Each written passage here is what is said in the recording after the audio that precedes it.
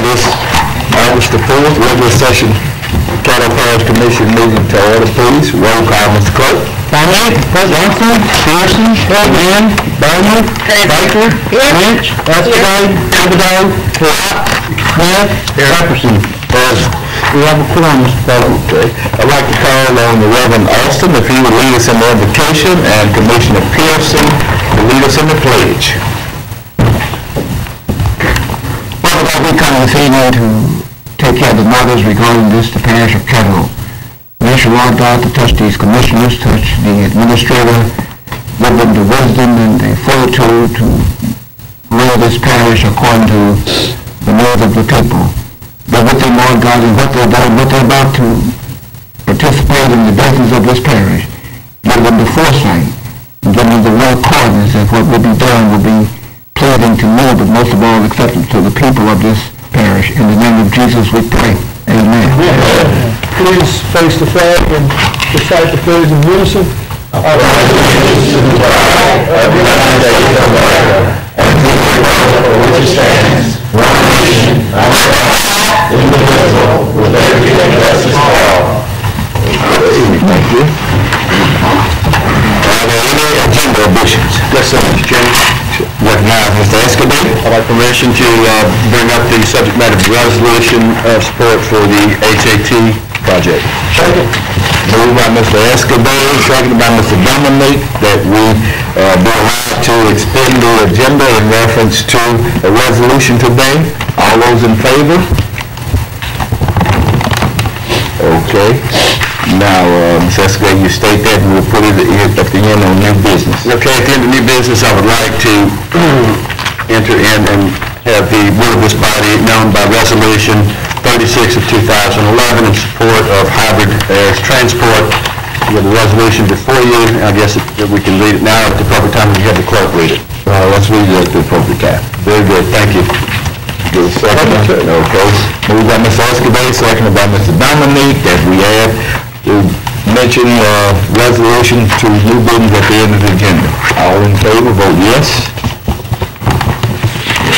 Okay, that's added to the agenda. Thank you. At this time, prior to our citizens' comments, I'd like to let any citizen in the audience know that they would like to address the commission on any item other than an item that's on the agenda that's scheduled for public hearing. Please fill out a card in the foyer, give it to myself or the clerk, and you'll be recognized at that appropriate time. The sheriff came to us. He has some history that he discovered, and I'd like for him to come up and give us a presentation on that, please.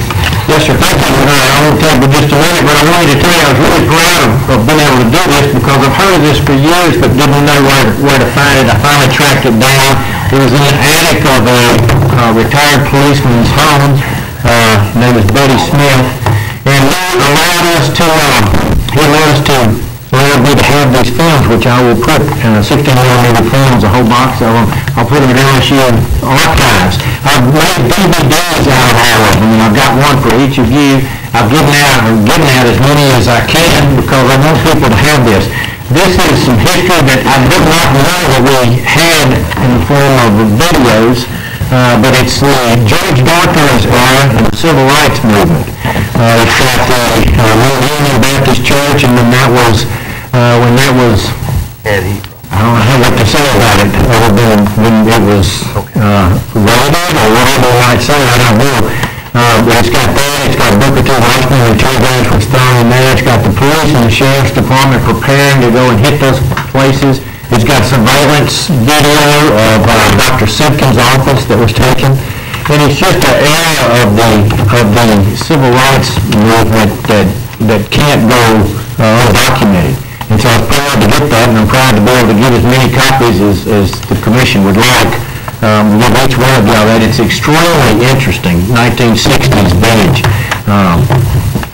It's not something we want to revisit, but it's something we don't want to forget either. And so that's the reason that I had these made for you. It's also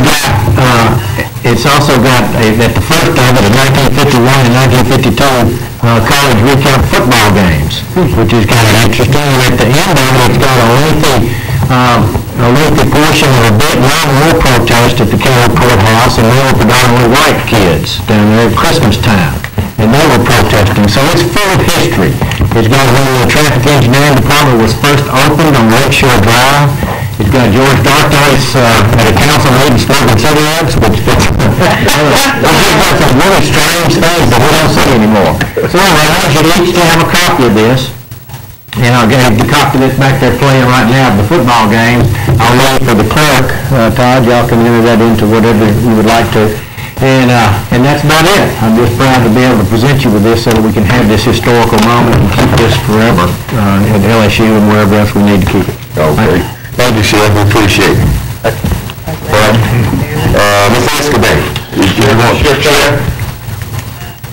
Sheriff Prater, we're not done with you, man. Oh, okay. You don't get out of here that easy.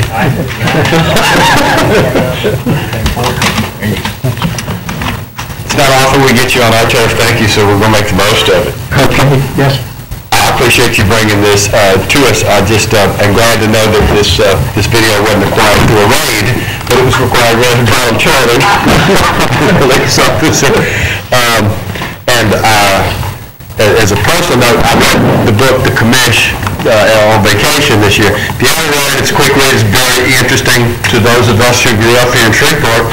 Not only will you remember a lot of it, you will know some of the players, and some of them are still alive, and you're going, live next door to this guy. And I grew up next to Chief Lanigan, and he was the most scariest guy I've ever known in my life, just his presence. But I appreciate you bringing that, and I appreciate all the cooperation and help we get from your office.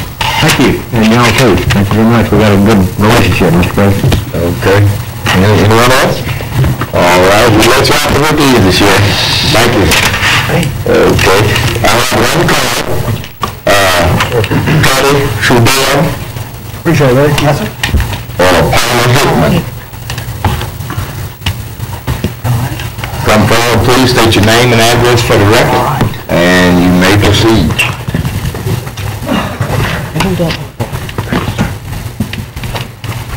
Good afternoon. I'm Paula Hickman, 603 Wilder Place, Shreveport, 71104.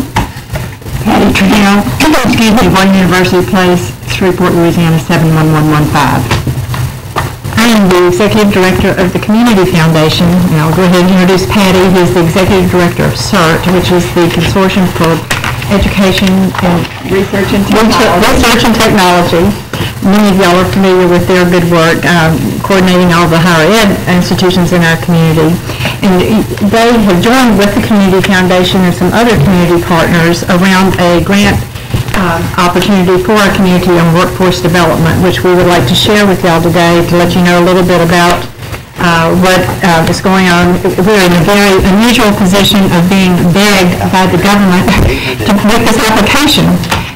It is to create workforce partnerships in our community, looking at sector by sector, and sectors that are experiencing growth and needing workers, and focusing on and underemployed workers to put them on a pathway to a living wage job so that they can grow in the jobs that they're currently in onto jobs that will sustain their families and make them more sustainable citizens in our community.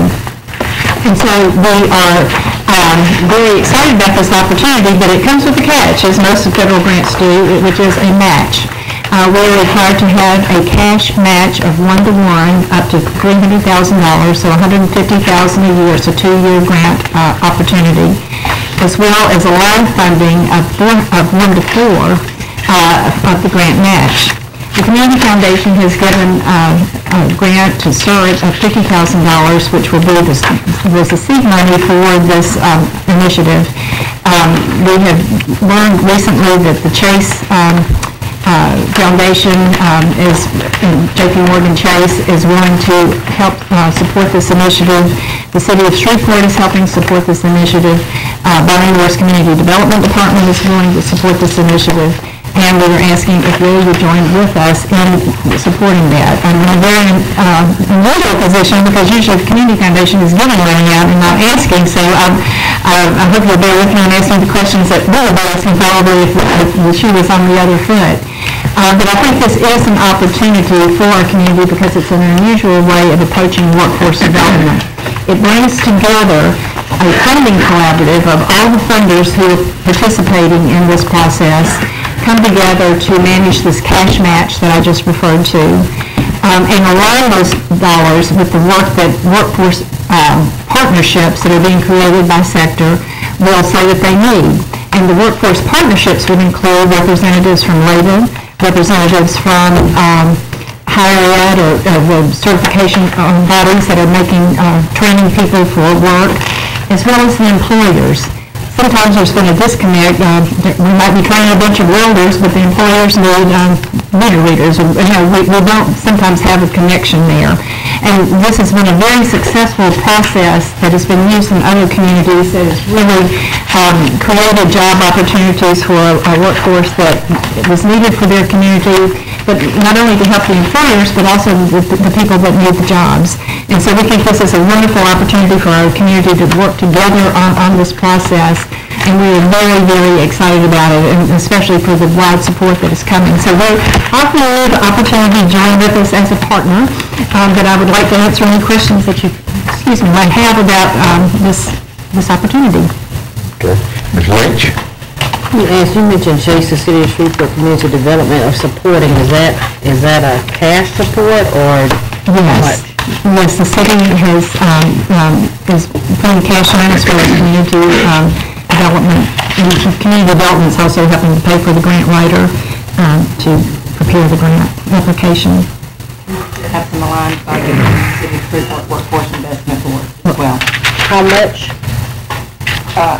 I'm still connecting with WIB. I haven't, but they have committed to that, and you know on the cash. Right, the cash, the city, I just got an email from Bonnie saying that the city is put $35,000 and she was going to put in another $5,000 for monies. It cannot be federal dollars, it has to be local dollars put into this. What about Chase?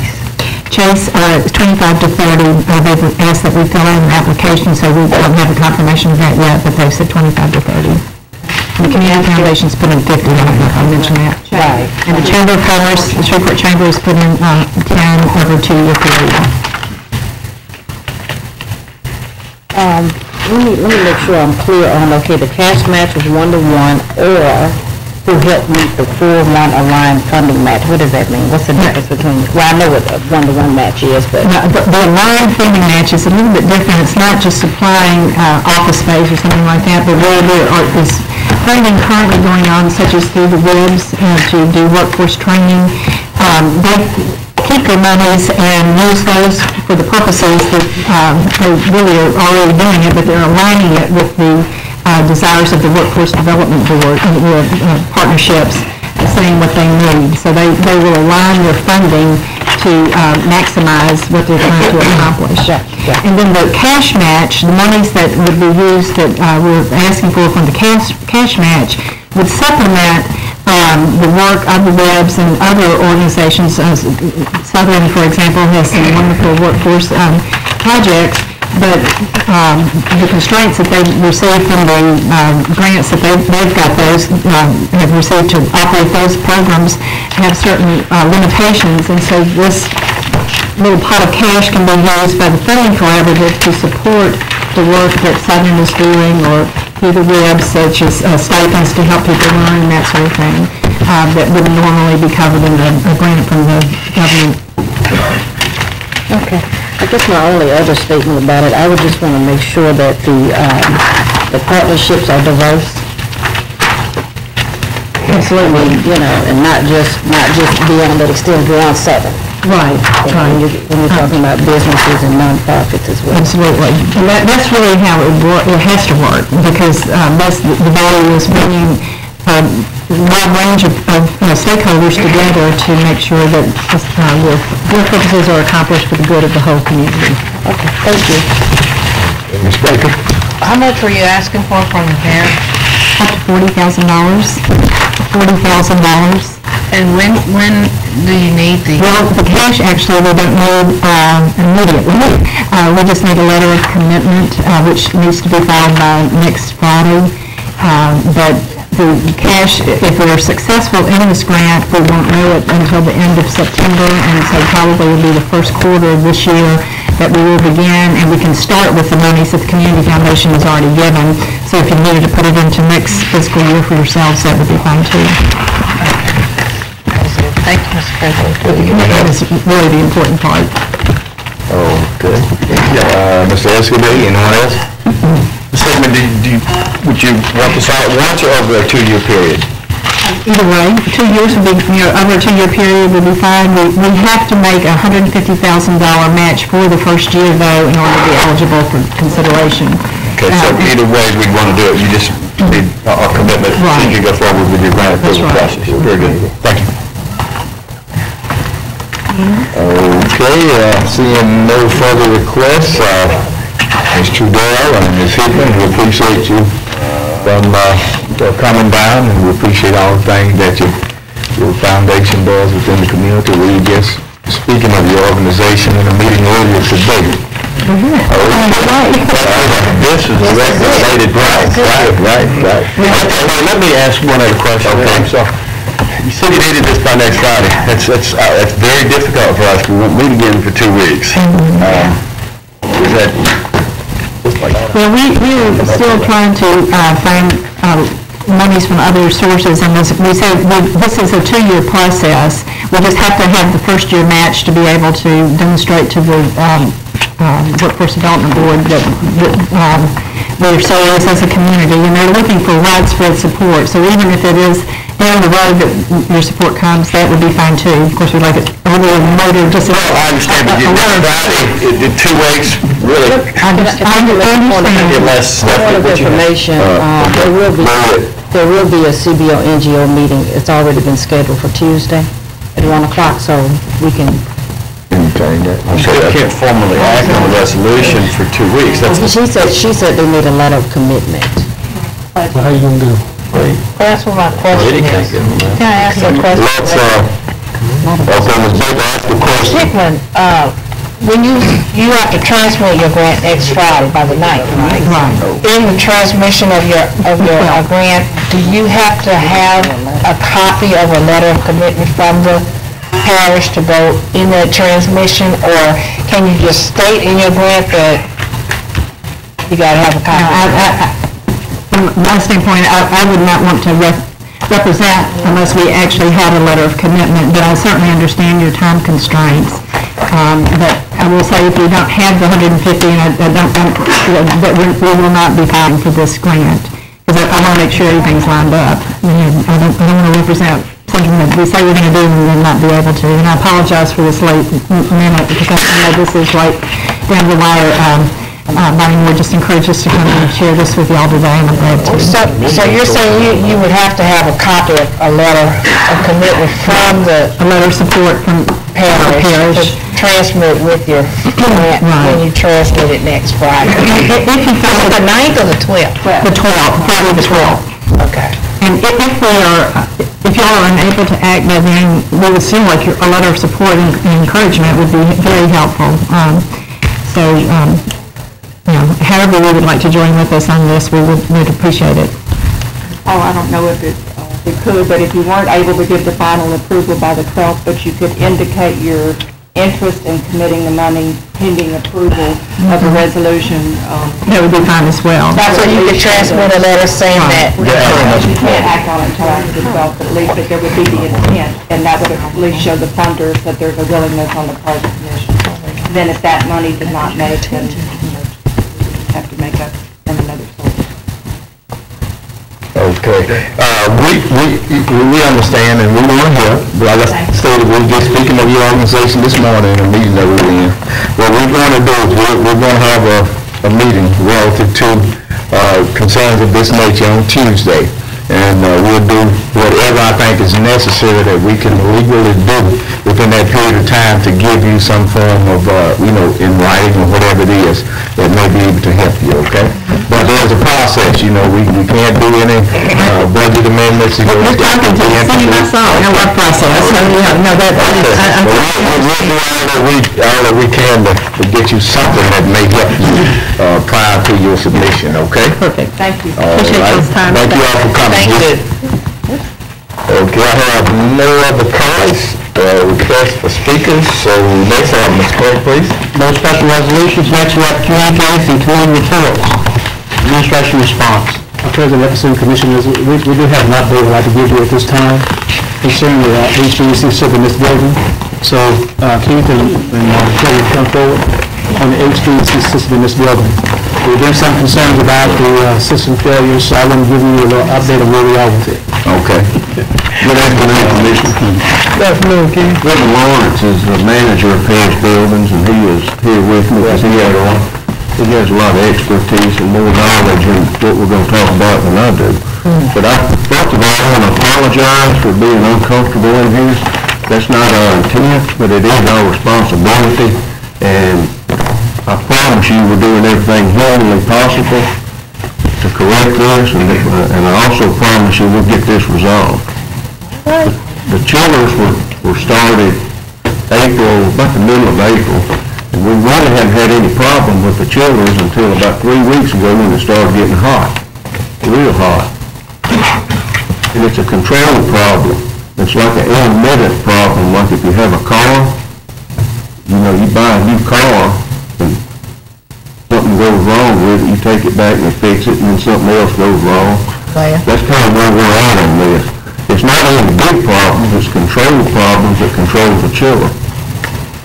We have one compressor that's out, had a leak on the device, and the part has been ordered, and it'll be here, I was told, 10 o'clock in the morning. UPS ready. So right now, we're running on 75% of what the chiller are doing. It's, as y'all know, 107, 108 degrees outside.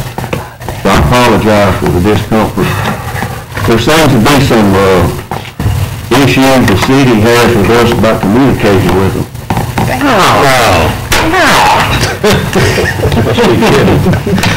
Greg, the person that works this building, has my cell phone number, and he has Kevin's cell phone number. And he calls me quite often. He called me yesterday morning at about 7:15. I immediately responded, talked to Kevin, and Kevin got back with me and resolved the problem. But I'm going to let Kevin explain to you about what's happened about the last 3 or 4 days, because he's been more involved in it directly than I have. Basically, right now, the main compressor that's out, there's a sensor that's leaking. Where the sensor goes into the compressor, it cracked. So it's leaking refrigerant out. They have built-in safeties that when the refrigerant level gets low, it kicks the compressor off to protect it. You don't want to burn it up when all you got to do is just replace the sensor. Before that, we had lost some communication between the valves that open and provide water flow to the chiller. That issue's been resolved. So Johnson Controls has responded to every little bitty problem that's come up and have worked closely with us, and we have made it a point to communicate closely with Greg on every little thing that's come up. And in normal circumstances, a little problem's not that big of a deal, but when you have the wonderful weather we're enjoying, little problems can become very big. So that's what we're dealing with, but all the issues are being resolved, and the only one we have left right now is the sensor on the compressor that's going to be replaced when it comes in tomorrow by UPS. And that compressor will be back online, we'll be at 100%. Kevin, would you cover the night setback on the controls? When I first commissioned this in around the middle of April, it was discussed that the city wanted a night setback. We strongly encourage that not happen. However, 73%, 27%, that's not quite our call on that. So there was a night setback put in place. We recently spoke with them, and that's now done away with. Nothing's shut Night setback. Do you know what a night setback? Well, right now, night setback is gone. Kevin, tell me what that means, what the night setback is. They turn the chillers, the air handler, everything off at around 11 o'clock at night, and then kick it back on around 4:30 in the morning. I guess it was for energy savings. However, it doesn't work good, so we have since taken care of that. That's no longer in place as of today. Okay. Commissioners, I just want to know, some of y'all were talked to by the mayor concerning the conditions in this building. I want y'all to get the facts so you can have a response at the appropriate time. So I feel comfortable that everything's being taken care of. These guys are on top of it. And by the way, President Epperson, you and I were on the phone 2 weeks ago, and the power went out from this building, right? Right. There's a brand new generator out there, ran 5 seconds and failed. And we were in heat for about an hour and a half, and we didn't install that, but we didn't complain about it. We understand things happen. So, Commissioners, you have any questions like you wish to put at this time relative to this matter? I'd be glad to do that. Great. Thank you all. Appreciate it. Commissioner Lynch, you have a question? No, just thank you. I thought y'all were going to bring no Ohio players after a while, but that's okay. Kevin, thanks so much, appreciate it. President Epperson, that concludes my report for today, sir. Okay. Now we're on the communities and reports. Any commissioners? Ms. Baker, anyone else? Good job. She was off of that now. Okay. Go ahead, we'll put it back on. Okay, I just wanted to make an announcement that I have threw my hat in the ring to be a candidate for the Region 4 Executive Board Committee for the State Police Jury Association. And I would certainly appreciate you all support on that. That was it. Thank you. Okay. Did you? You scared me. I didn't know what you were going to say. I'm not sure. Well, mine is all good news. One, the rollout of the dental discount program has been very, very successful. We've had 30 sign-ups so far. And I remember when the program first rolled out, one of the counties had 16, and they thought that was just, that they had hung the moon and the stars, and so we have 30 so far, so it's been very successful, and we're going to continue working with EME. The public service announcements are still running, and of course we have it on our website, and commissioners are continuing to get the information out to their constituents. Secondly, Caddo Parish once again has been, out of any other parish in the state, has received more presidential appointments under the presidency of Money Alliance, who's the new president of NACO. Lindora is a subcommittee chair, I believe, for housing under community and economic development, and I was able to keep chairing programs and services for NACO, as well as to become a vice chair of Justice and Public Safety. And lastly, I've already said this, that there's going to be a CBO-NGO meeting on Tuesday the 9th at 1 o'clock. So if there are any items that any commissioners want under consideration, just let me know. Thank you. I see that. Okay, Ms. Baker again. Yes, I just wanted to make an announcement that Economic Development Committee meeting is Tuesday at 12 noon. I'm sorry, Monday the 15th at 12 noon. Okay. August 15th, very important meeting. Please, committee members, try to be there. Okay. All right. I see no further requests. Just information point. How many of you have ever viewed these proceedings on the web? You can hear every cough, every paper route, every whisper. So please minimize those things.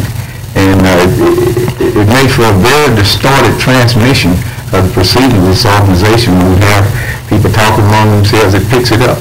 Papers routing, coughing, sneezing, so forth. It makes it very bad. So let's see if we can do a little better in that vein. Okay, next item, Mr. Clerk. Next meeting, adopt the minutes, the regular meeting held on July the 7th. Moved by Commissioner Dominique, seconded by Commissioner Pearson. Any discussion? Okay, when you come up, we'll vote, please. All right, those minutes have been adopted. Next order, please. Adopt the minutes, the special meeting held on July the 21st. So moved. Moved by Commissioner Johnson. Seconded by Commissioner Bowman. Any discussion? Okay, let's vote, please. Minutes of special meeting are adopted. Next order, please. Public hearing ordinances. Ordinance number 5110 of 2011 declaring certain adjudicated properties to be surplus and to authorize the parish administrator designate to sell parish's tax interest. Is there anyone present here today to speak in favor of ordinance number 5110 of 2011? Anyone here to speak in opposition of ordinance number 5110 of 2011?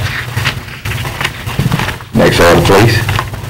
Next, we have ordinance for final passage.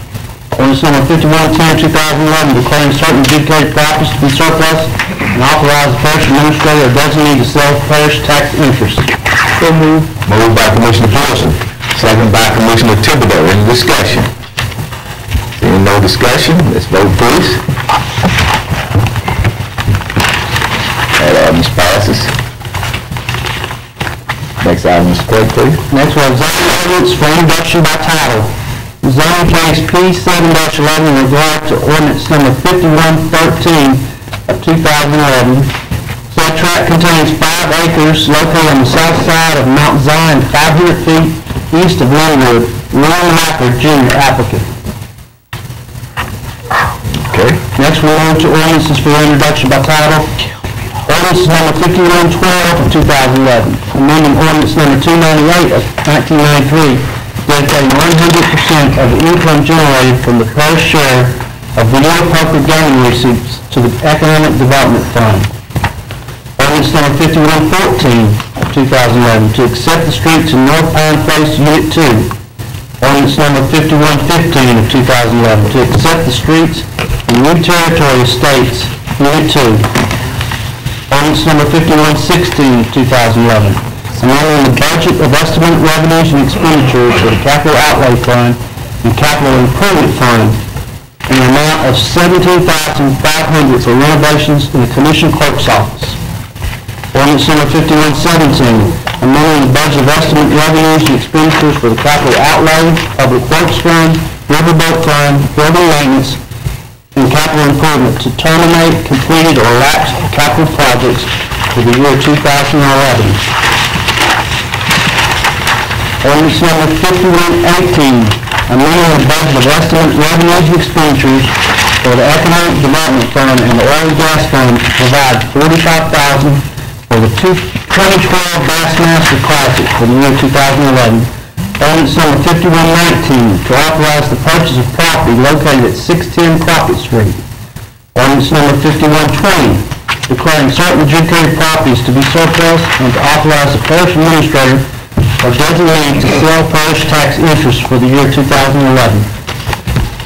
Okay. Next, we move to work session minutes. Ratify the work session. So moved. Moved by Commissioner Escobar, second by Commissioner Pearson. Any discussion? Okay, we'll vote on ratifying the work session minutes. That passes. Next order, please. Next, we move to resolution. Resolution number 34 of 2011, to support Caddo Parish's application for an emergency community water enrichment fund grant for the purpose of constructing water mains, gate valve, fire hydrants, and water services for citizens of Belvedere area in Caddo Parish. Moved by Commissioner Dominique, seconded by Commissioner Lynch. Any discussion? Let's vote, please. That resolution passes. Resolution number 35, to ratify a right-of-way agreement authorized by the North Shreveport Industrial Park Supervisory Board to the town of Blanchard. Moved by Commissioner Dominique, seconded by Commissioner Johnson. Any discussion? We'll vote once it comes up. Okay, that resolution passes. Next, Mr. Clerk. Resolution number 36, a resolution of support for hybrid air transport to locate its facilities in Caddo Parish and otherwise providing with respect thereto. So moved. Moved by Commissioner Escobar, seconded by Commissioner Thibodeau. Any discussion? Okay, we'll vote when we come up, please.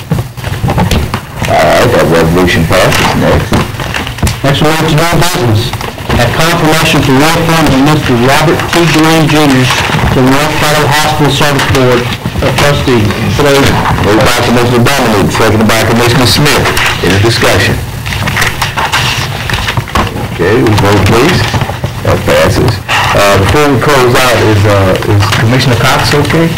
Yes. He's okay? Okay. I don't know if he's feeling anything. All right.